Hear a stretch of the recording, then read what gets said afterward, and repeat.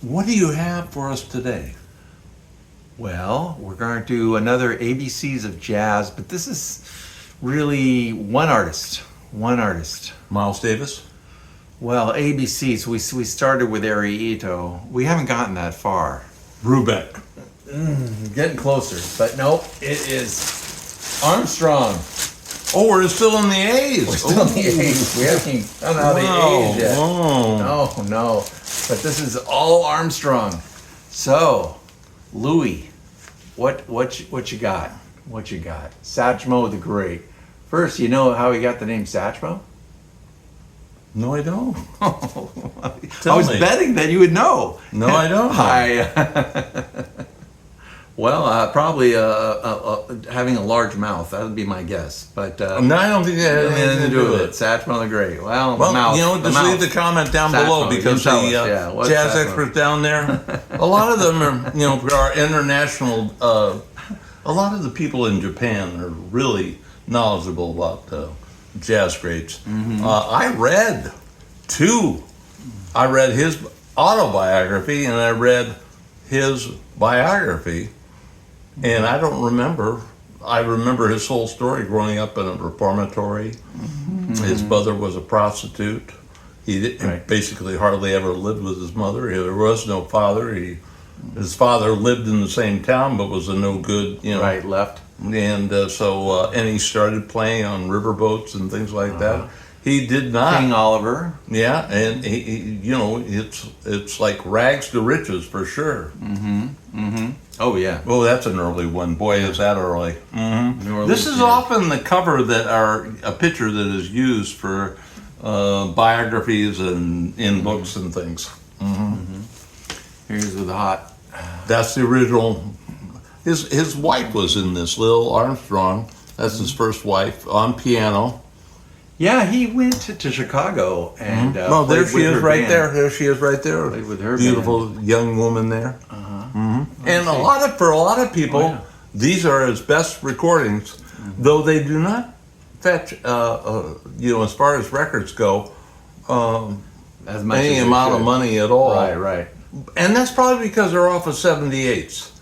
Much of his career is off of 78s, which, transferring them on today's modern records is hard to do. It's hard to get you a good recording of those. Right. But, to the musical experts, when you're talking to band leaders and the musical people that understand what all that is and appreciate that, they think this is gravy. They think this is gold.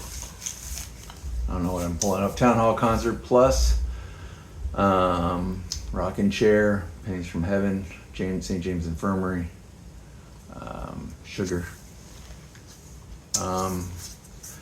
Well, he had a lot of. He played with Kid Ory, and King Oliver first got him started, and he was playing with King Oliver, and he got into doing some recordings. We won't go into too much on this, but I think if you're interested in jazz, King Oliver is, to some people, an originator of jazz. And he's a big, big part of jazz. And if you want to know an interesting story, because he was quite a character, and he lied through his teeth about where he was born and what he'd done in life and this and that. So it's very hard to find fact from fiction with King Oliver. But all these people that you mentioned are big, big names and the beginning of jazz. Big Spenderbeck and early Jack Teagarden. And when we see their repertory, we see people today using these same titles in their songs and playing the same arrangements. These are the guys who originally wrote the songs, made the arrangements, and the songs and the arrangements are still being played. I'm just trying to think of. He came to. Well, what happened was his wife had talked him into playing with her band basically and leaving King Oliver. She felt that King Oliver was, using him. Well, he was a terrible character. He was. Right, He was, right. yeah. It's like, I think even taking the money, and giving the musicians Right, hardly anything. right. He even claimed, I think, at times that he wasn't paid when he was paid, and keeping everybody else from the money. He was a terrible guy. Yeah, so there you go. So he then came to Chicago. She and was then right. Then he ended up going to New York and doing different studio things. And this is one of his big ones, Hello Dolly, right? Well, that's the biggest one, I think. Well, What a Wonderful World. Oh, that's true. True. You can go a few. So others I think too, I'm sure. well, you're probably right. Though Hello Dolly, I think that was a Billboard top 10, which was pretty hard for Louis Armstrong to get into the rock field and be on the rock Billboard top 10. It's quite a stretch. And here's Ambassador Satch, who's all stars. This is one of my favorite albums by him. Royal Garden Blues. Now remember, later in his life, he was the ambassador That's true. from the United States. Yeah, when they first- and he went around the world, and he was they say around the world, he got into the Middle East. He went to Great Britain. He went to all over Europe. So do you think he was kind of like the starter of jazz at the Philharmonic? Because he was already doing that kind of ambassadorship where he's playing for all these different... Well, since he was in the 30s and all that, he was our international jazz star, original one. Yes, he was a bigger name than anybody in the jazz jazz at the Philharmonic. They didn't have anybody as big as him. Right. Wow. And when he went to Europe, he sold out huge you places. say there is no one bigger than him. Come on. No, Louis Armstrong. but I mean, he would go over to even Japan, the Middle East, and all that. Right. And this is a time when I was talking about earlier in videos, rock stars would be playing at high school gyms. This is when he, in the 40s and 50s, could go places internationally, and it was like the whole country wanted to turn out. Mm-hmm. He went to Africa and was big. Well, and he was also a movie star. Oh, that's also, true too. Very good point. Was just like I say, you're always filling in the playing pages. pages there. Satch plays Fats. This is playing Yeah. Fats Waller music, but a lot of great stuff. And I think I'm only halfway through my Armstrong stuff. So Boy, maybe we should break this into no, two. no. Just keep going. Let's keep going. You got to remember, History of Armstrong was I think he was series. born somewhere between 1910 and Yeah. 1915, and he was still performing, I think, through the 80s. No, 70s? It's At least through the 71. 70s. 71, I think. 71? Yeah. I saw him 71. in Burlingame, California at a Circle and the Round theater. Circle of Stars. And I couldn't have, that was not in high school. I graduated in 65 Right, from that. right. And I think it was even after my college. So, 70s, 71, I think, is when I 71. saw him, yeah. Yeah, well, Jeepers Creepers on this one, Kissable Dream on. Yeah, these are some of the golden ones, I would say, yeah. And when I saw him, he was very spry, very... I used to tease a guy, he would say he saw Louis Armstrong as a kid, and I said, boy, you really are old. When you saw and- Louis Armstrong when Louis Armstrong was a kid? There's a liar.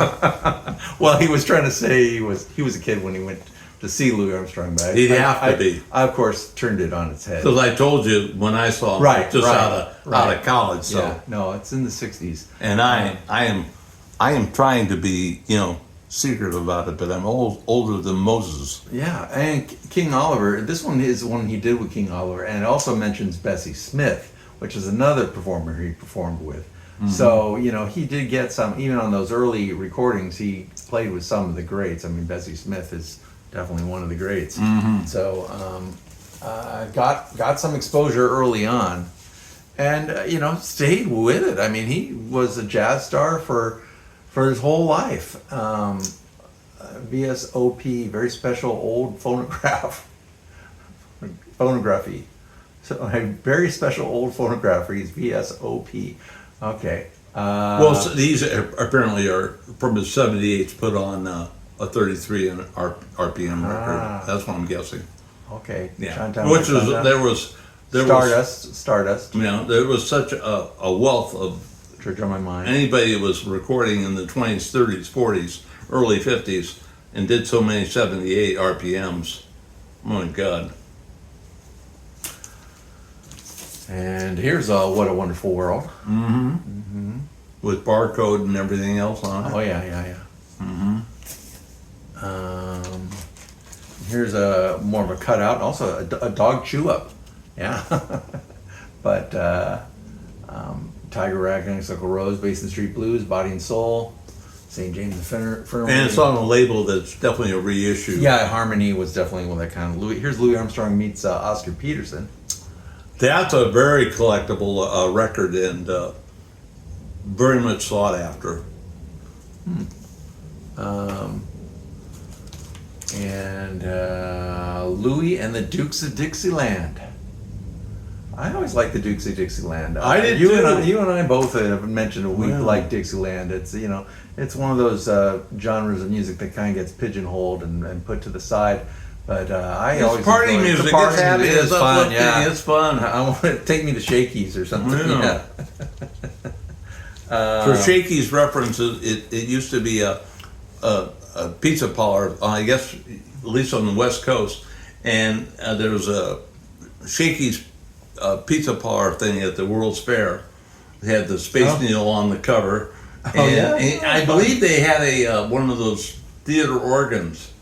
Some maybe some of them. I don't know, but there was. Well, anyway, it was music like that. Shakey's was.